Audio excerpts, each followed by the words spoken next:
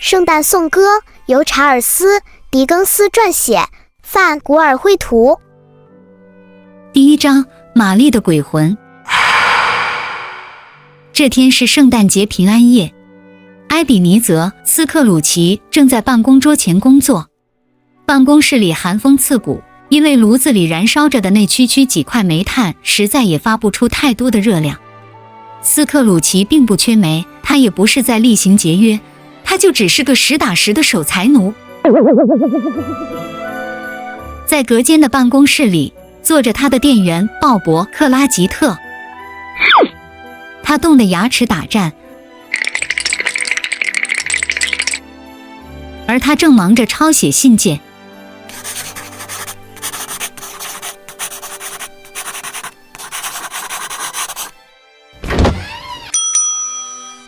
突然，门被推开了，一个欢快的人走了进来。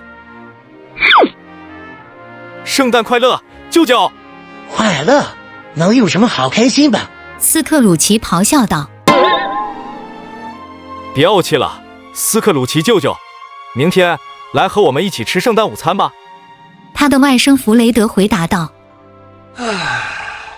斯克鲁奇草草地拒绝了，他才不庆祝什么圣诞节呢。对他来说，这简直就是在浪费时间。可弗雷德的好心情并没有因斯克鲁奇的回应而受到任何影响。他和鲍勃·克拉吉特互致问候后就离开了。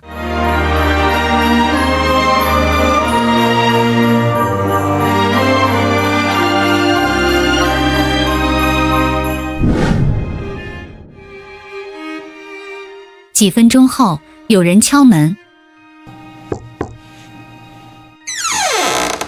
店员给2位绅士开了门。这是斯克鲁奇和玛丽商行吗？其中一位问道。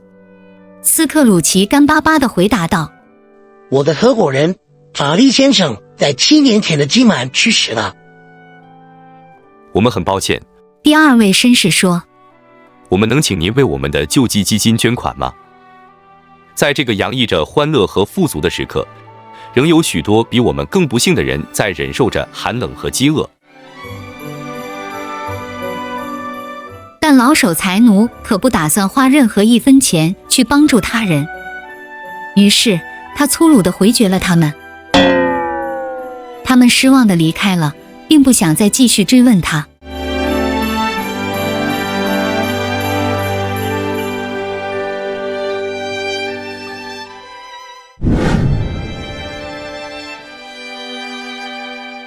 夜幕降临，办公室该关门了。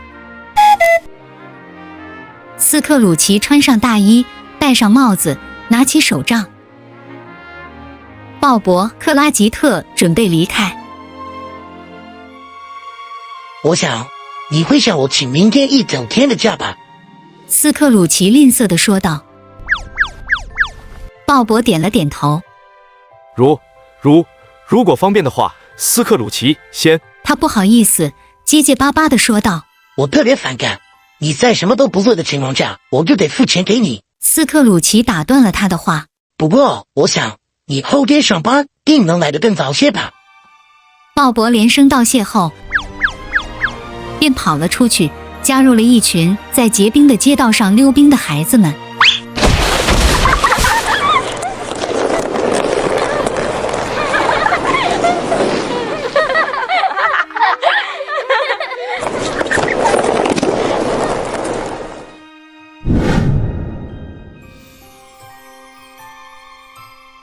尽管圣诞节热闹非凡，但斯克鲁奇在当晚还是像往常一样，独自一人在附近的一家小酒馆用餐。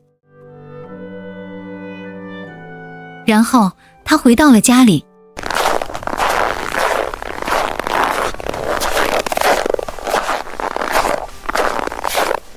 他住的楼房位于一条阴暗小巷的尽头。他的房间原本属于他已故的合伙人雅各·玛丽，现在已经破旧不堪。斯克鲁奇拿出钥匙，打开前门。门环虽然很大，却并不起眼，但在今夜，他却沐浴在一片奇异的光芒之中。斯克鲁奇好奇地凑近一看，竟看到了玛丽的脸正盯着他。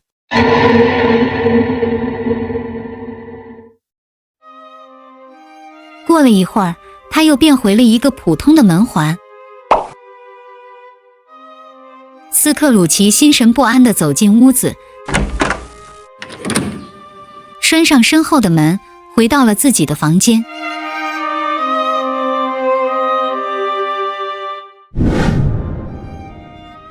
斯克鲁奇脱下大衣，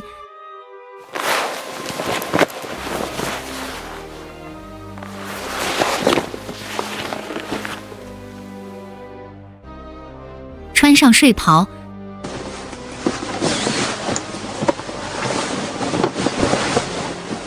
坐在了壁炉前。炉膛里闪烁着微弱的火光。突然，他听到从地窖的方向传来沉重铁链的响声。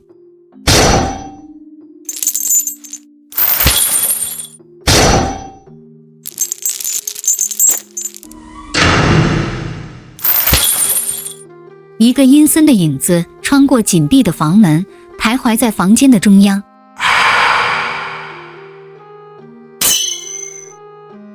这次毫无疑问，那是斯克鲁奇死去7年的前合伙人的鬼魂。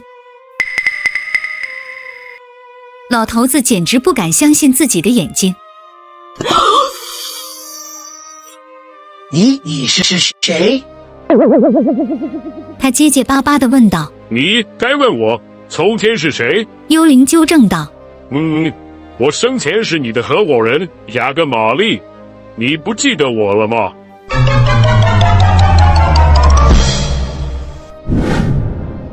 玛丽的鬼魂坐在了他生前熟悉的扶手椅上。由于察觉到斯克鲁奇好像似乎并没把他当回事，鬼魂开始嚎叫并摇晃他的锁链。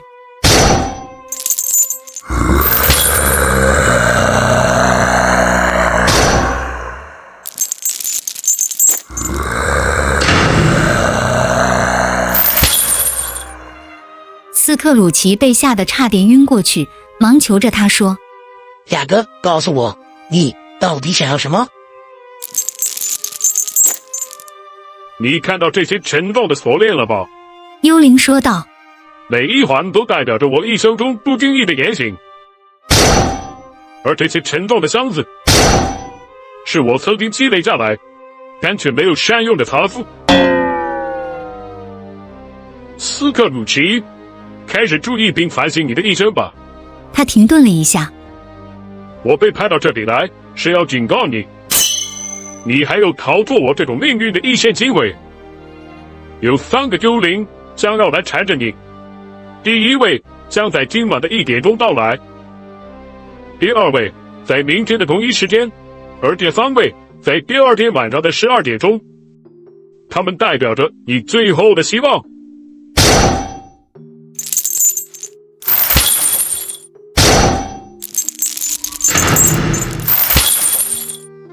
说罢，玛丽就离开了，去和她的鬼魂伙伴们会合。他们漫无目的地游荡在永恒的迷雾之中。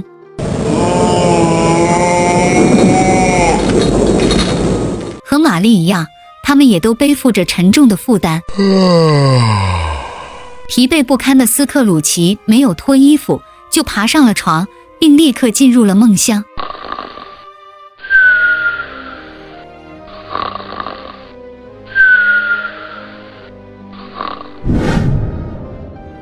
第2章，圣诞的过去之灵。当斯克鲁奇醒来时，天还是黑着的。他以为时钟停止了。他知道自己明明是在2点后睡着的，但时钟显示的时间却还是1点钟前。难道他睡了一整天？他想起了鬼魂的来访，但那好像只是一场梦而已。时钟敲响了1点整。一道亮光射进了房间。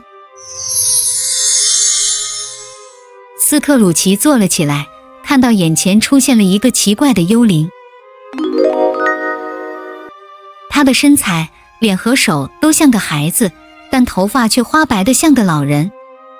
只见他白色短袍的肩上戴着象征冬天的冬青花环。别害怕，幽灵说，我是过去圣诞之灵，我是来帮助你的。他拉着斯克鲁奇的手，把他带到了窗前。虽然斯克鲁奇很害怕自己会掉下去，但还是在幽灵的鼓励下飞越了屋顶和田野。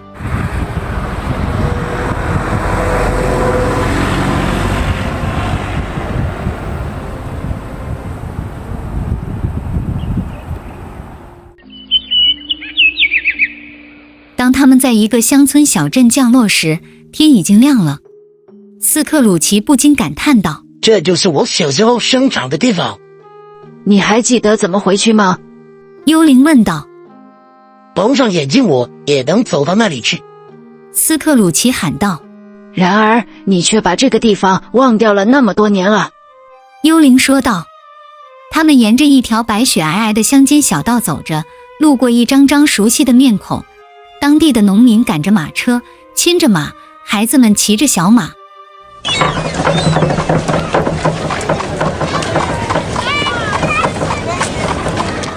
斯克鲁奇记得每一个人，并叫出了他们的名字，但是没有人回应他。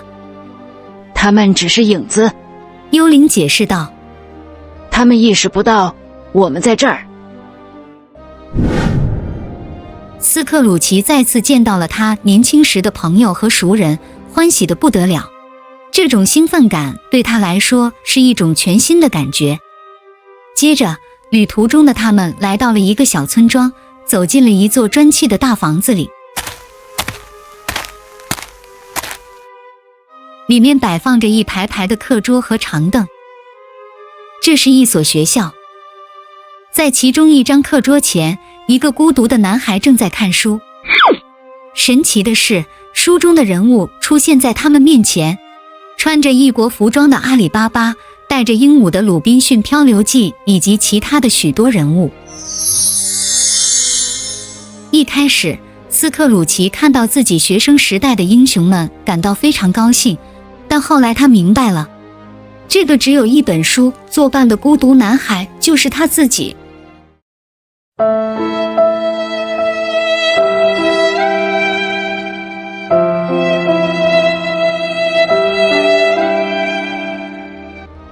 他坐在长椅上痛哭了起来。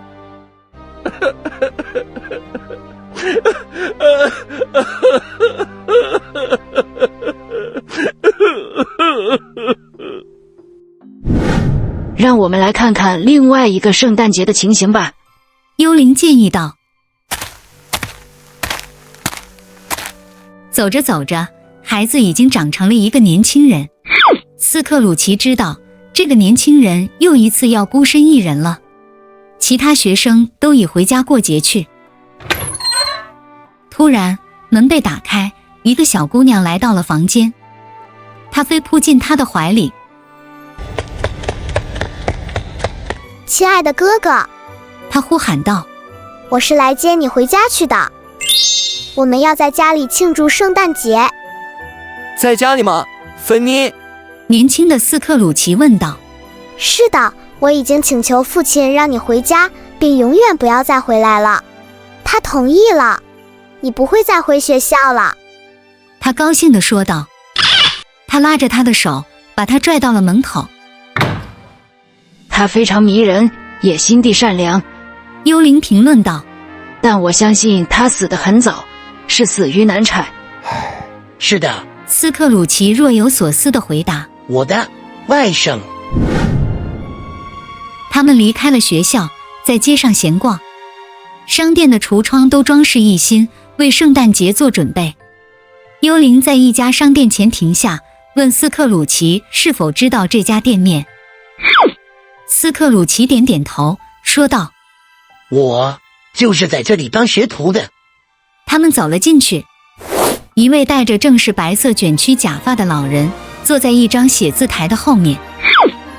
那是劳费西威，劳费西威复活了。斯克鲁奇兴奋地叫道。就在这时，年轻的斯克鲁奇和另一个学徒走进了房间。把东西都收拾好，费希威说，我们准备开派对吧。学徒们不用他再重复第二遍。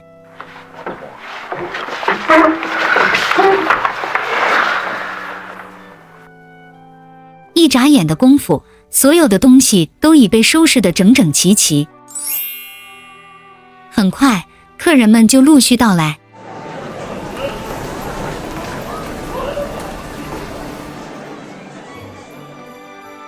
宴会是费希威为所有的雇员和仆人们举办的。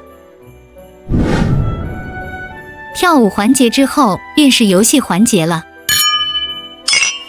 蛋糕和潘去酒上桌后，待天色已晚，客人们便陆续离去了。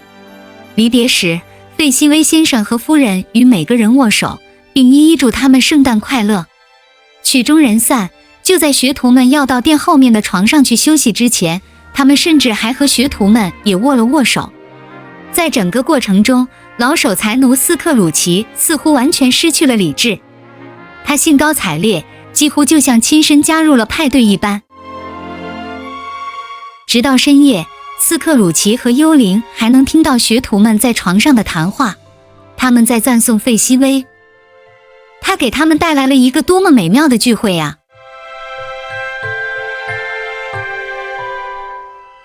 也不过就花了他区3、4英镑而已。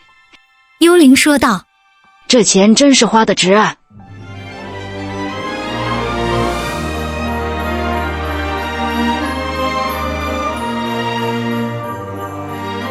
不可以这么说，花费并非重点。斯克鲁奇抗议道：“聚会一定会成功的，因为费希威是个好人，总是散发着快乐的光芒。”突然，斯克鲁奇停顿了下来。“怎么了？”幽灵问道。“好像有什么事困扰着你。”“没什么，我真想对我的店员说1、2句话，就是这么点事。”场景改变了，斯克鲁奇已经长大成人，一个年轻女人正离开房子，她在低声哭泣。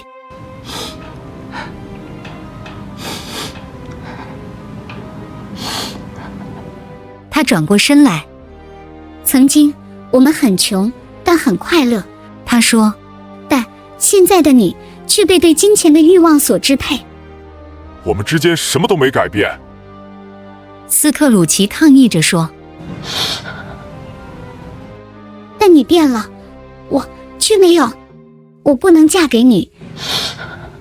愿你在你所选择的事业中得到幸福。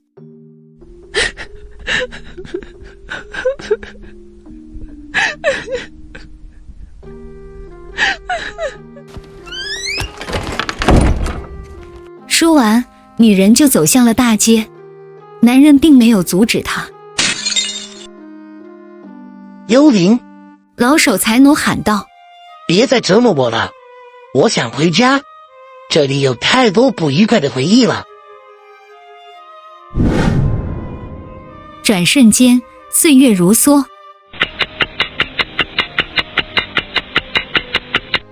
他们又看到了那个年轻的女人。她现在正和她的女儿有说有笑。如果之前的情况不同，这个女孩很可能就是斯克鲁奇的孩子。而这时，她的父亲走进房间，女孩跑过去亲吻了他。他们3人紧紧地偎在一起，坐在火炉前。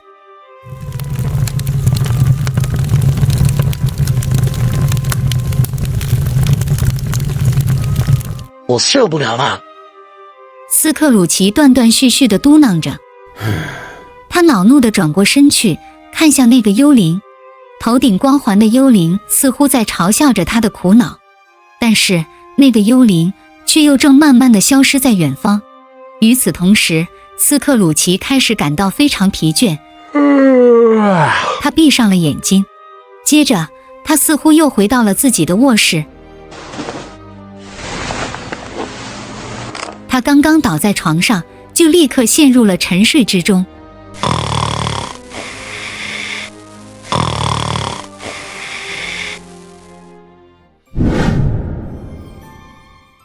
第3章，圣诞的现在之灵。斯克鲁奇再次醒来，时钟敲响了1点整。从隔壁的房间射来一道红光，他从床上爬起来，穿上睡袍，去看个究竟。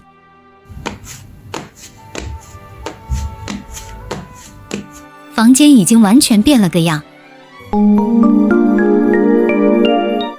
只见从地板到天花板都装饰着冬青、常春藤和胡寄生，炉子里的火烧得噼啪作响。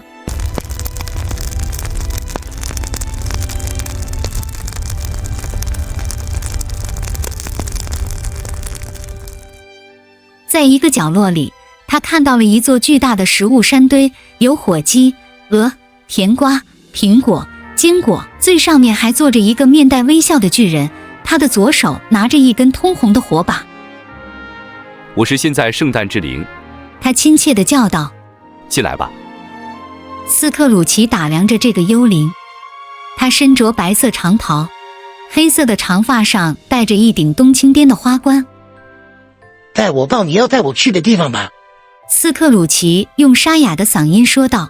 你的其中一个同伴已经给我上了几堂课，我已经准备好接受你的教导了。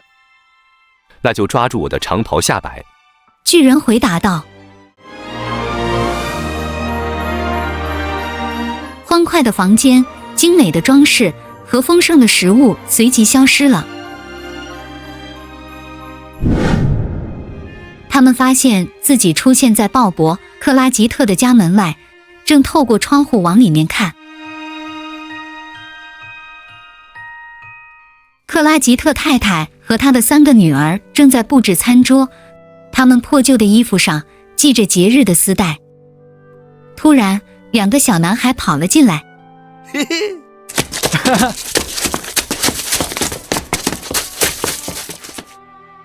烤火鸡，烤火鸡，我们在街上就能闻到烤火鸡的香味了，真好吃啊！真好吃啊！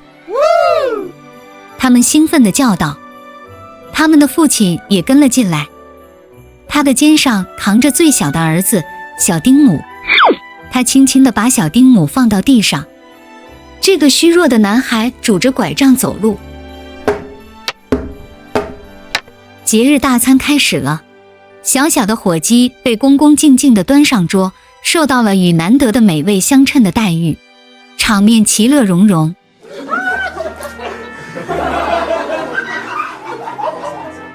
父母们都格外地关注着小丁姆，而他苍白的脸上浮现了笑容。幽灵，斯克鲁奇突然关切地问道：小丁姆将来能不能活下去？如果未来不能改变笼罩在他周围的阴影，这孩子是要死的。但是这和你又有什么关系呢？在这个拥挤不堪的世界上，就会因此减少一张吃饭的嘴，仅此而已。斯克鲁奇记得这是他从前经常挂在嘴边的一句话，他羞愧地低下了头。突然间，在幽灵一声不吭的情况下，他们走进了斯克鲁奇外甥的家。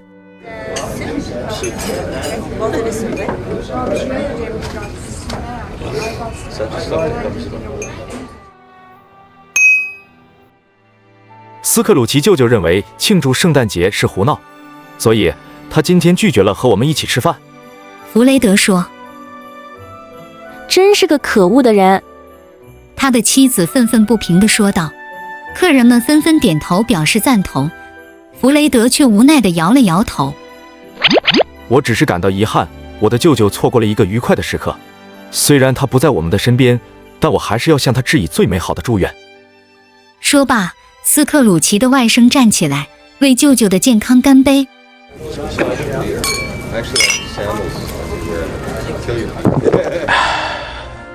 很快，聚会就忘记了斯克鲁奇。首先有舞蹈和音乐环节，然后就是猜字谜游戏。斯克鲁奇非常喜欢这个游戏，他也加入其中，却忘了没人能听到他的声音。幽灵在一旁看着，觉得很有趣，但是时候他们该走了。斯克鲁奇祈求道：再让我玩一局吧。不可能。幽灵回答说：在今晚结束之前，我们还有很多地方要去。他把斯克鲁奇领到了外面。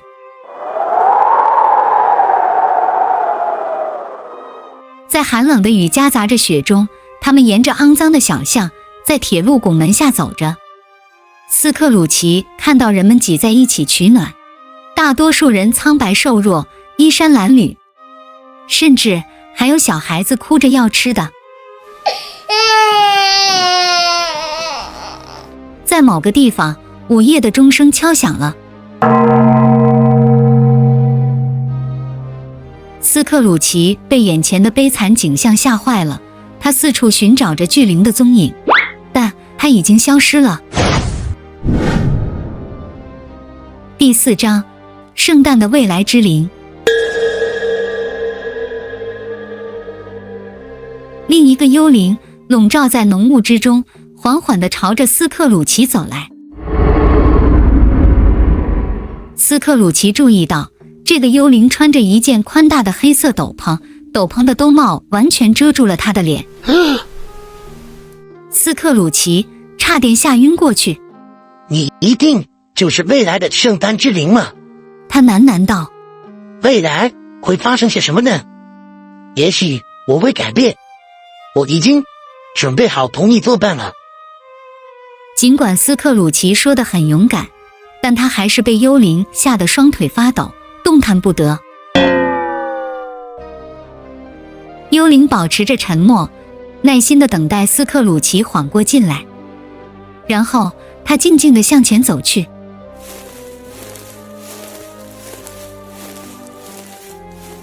斯克鲁奇紧随其后，仿佛被幽灵的斗篷所牵引，他被卷入了未知的世界。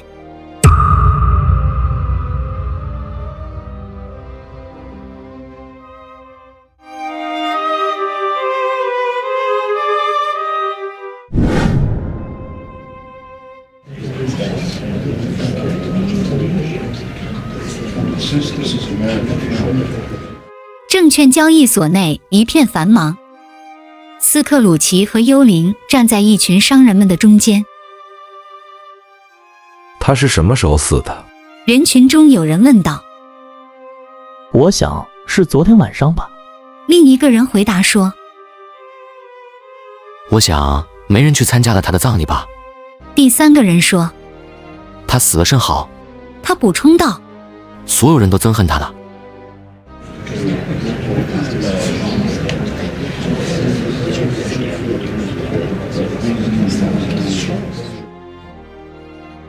斯克鲁奇只能同情被他们蔑视的对象，他不明白为什么幽灵会把他带到这个地方来。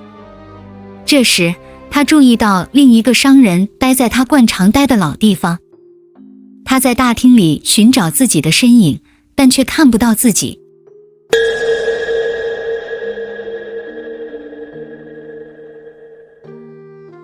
也许，他想，未来的斯克鲁奇决定离开交易所，是追求其他的兴趣。斯克鲁奇转过身去询问幽灵，幽灵仍然保持着沉默，但他举起了手，用长长的手指指向远方。原来是时候该继续他们的旅程了。老人感到了脊背一阵发凉。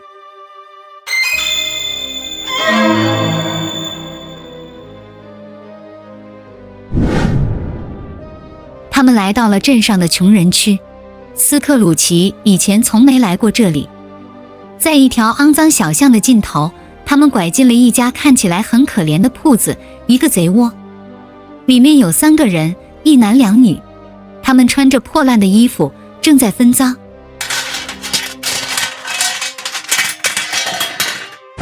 地上的窗帘看起来很奇怪，像是斯克鲁奇卧室里的窗帘。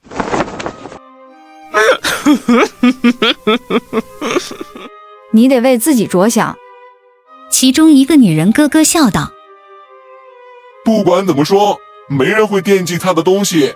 男人补充道。真是个老可怜虫。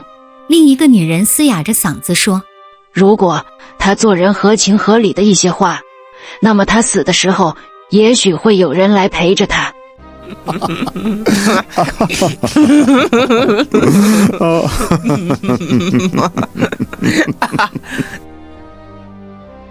斯克鲁奇厌恶地听着他们唠叨。幽灵，他喊道，求求你，求求你，我们能离开这个可怕的地方吗？但幽灵持续的沉默使他不寒而栗。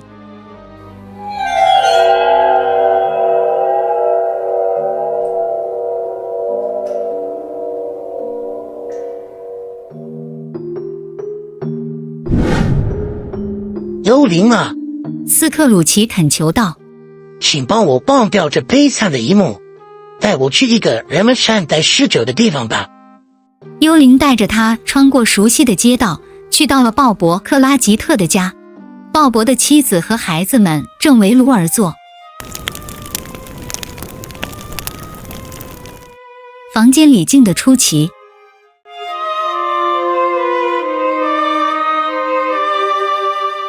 你们的父亲不久后就要回来了，克拉吉特太太说。他只晚了几分钟，一个孩子补充道。他最近走得比较慢一些吧。爸，另一个孩子说道。小丁姆在他街上的时候，他几乎是跑着回来的呢。但是小丁姆是很轻的，他们的妈妈喃喃道。你们的爸爸非常爱他，所以背他从来都不觉得费事呢。就在这时，鲍勃·克拉吉特回到了家。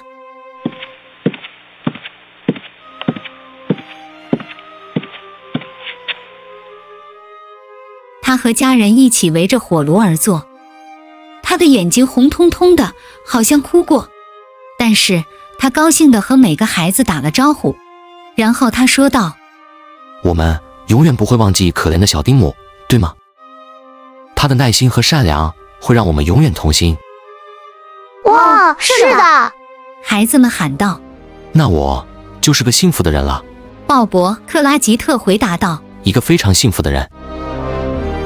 他们都拥抱在了一起。斯克鲁奇的眼泪夺眶而出。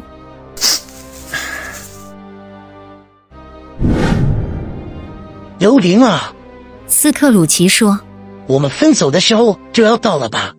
你能解释一下这一切的意义吗？我想看看我在将来的日子里究竟是个什么样子。他们又回到了街上，走过了斯克鲁奇的办公室。幽灵并没有停下脚步，他长长的手指指着前方。求求你，让我看看我将来会做些什么吧。斯克鲁奇哀求道。幽灵止住了脚步。斯克鲁奇透过窗户往里看。这是他的办公室，但家具不是他的，坐在扶手椅上的人也不是他。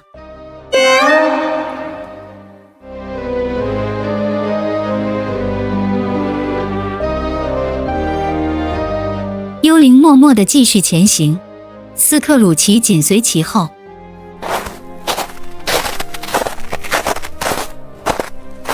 最后，他们来到了一扇铁门前。斯克鲁奇朝里面看了看，这是一个墓地。幽灵站在一座坟墓前。斯克鲁奇颤抖着走了过去，墓碑上刻着他的名字：埃比尼泽·斯克鲁奇。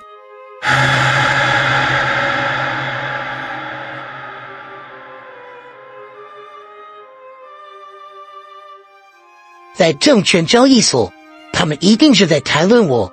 他呜咽道。而且也是我在临终前背到了。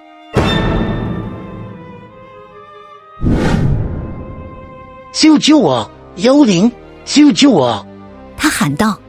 我不想我的生命就这样结束啊！我会改变的。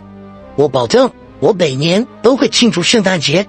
这3位幽灵的教诲也不会白费。你能改变我的未来吗？悲痛欲绝的斯克鲁奇紧紧地抓住了幽灵的腰间，但斗篷是空的，幽灵凭空消失了。斯克鲁奇发现自己正紧紧地抓着一根床柱。是的，那是他的床柱。斯克鲁奇回到了自己的卧室。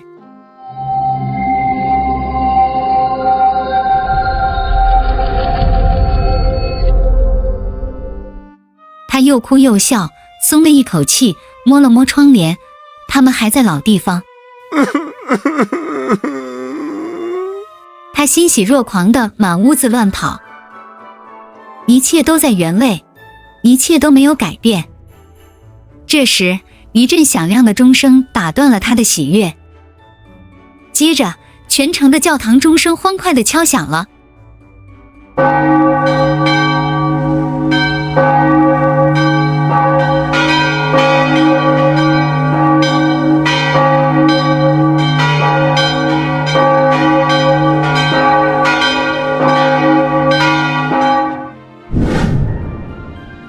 第5章，快乐的结局。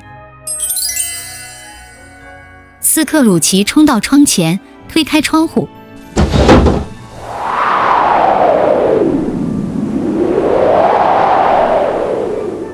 阳光明媚，这是一个寒冷而清爽的早晨。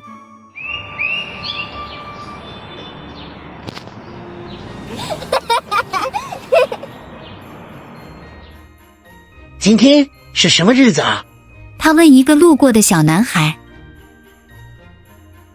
今天，孩子惊讶地回答道：“今天是圣诞节呀。”那我还没有错过。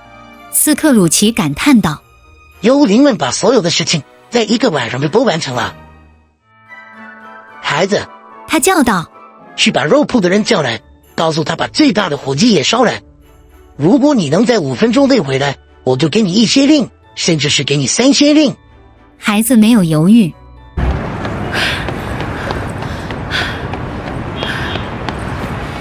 他一路小跑，气喘吁吁地带着肉铺的人回来了，肉贩的手里还拎着一只巨大的火鸡。我要把这个送去给鲍勃·克拉吉特。斯克鲁奇咯咯地笑着说道：“但是不能让他知道这是谁送的。”这只火鸡太重了，斯克鲁奇不得不叫了一辆马车，把它运到鲍勃·克拉吉特的家。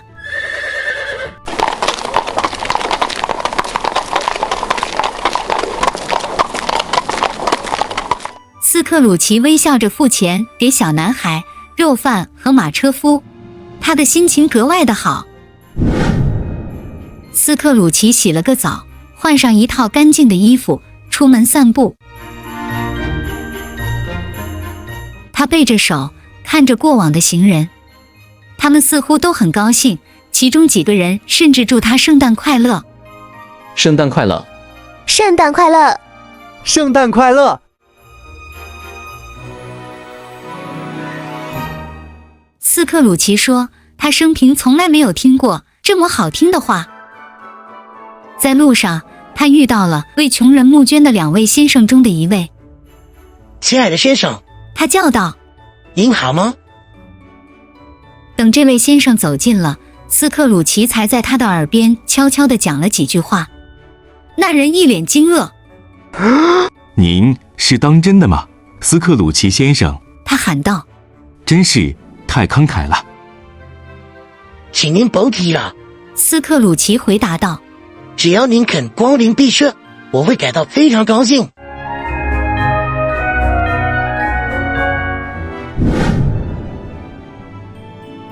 斯克鲁奇来到他外甥的家门外，他在门口犹豫了几分钟，终于他下定决心，按响了门铃。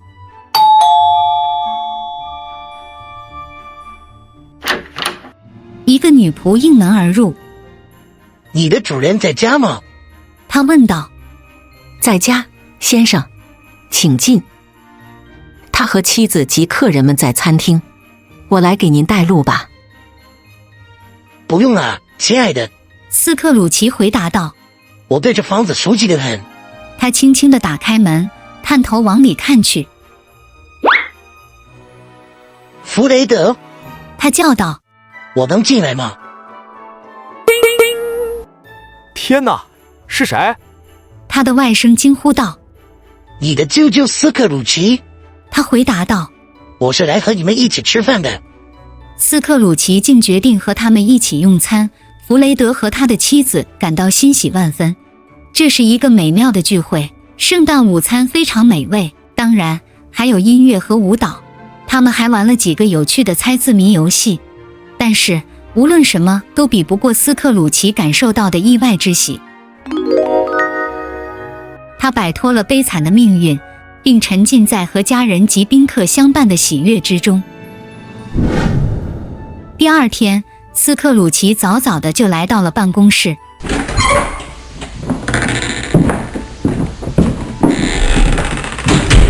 他想给店员一个惊喜，因为他知道店员上班会迟到的。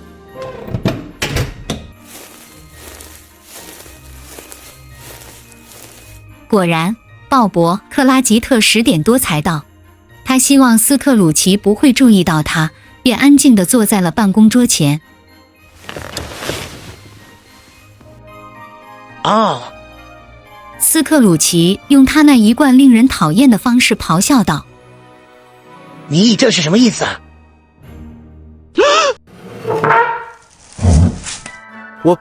我很抱歉，先生。鲍勃·克拉吉特结结巴巴地回道：“我不会再迟到了。”哼，这可说不准。斯克鲁奇阴沉着脸地说道。鲍勃·克拉吉特浑身发抖，他担心会出现最坏的情况。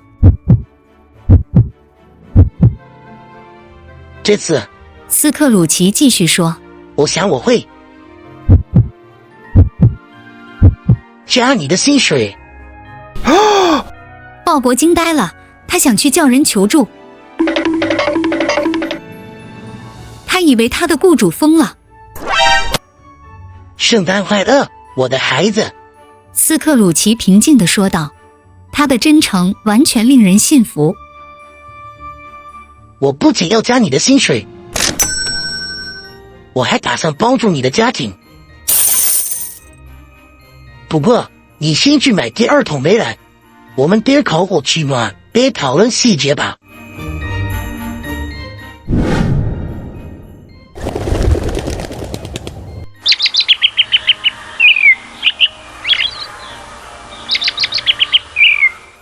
斯克鲁奇信守了诺言，他额外的照顾每天都在茁壮成长的小丁姆，并把他当成了自己的孩子一样对待。他慷慨解囊，善待周围的人。有许多人嘲笑他性格上的转变，但斯克鲁奇并不在意，他明智地道出：笑总比哭好。斯克鲁奇再也没有见过那些幽灵。从那天起，人们都说，如果有谁知道该如何庆祝圣诞节，那么那个人一定就是埃比尼泽·斯克鲁奇。完结，请点赞订阅，谢谢，我们下次再见。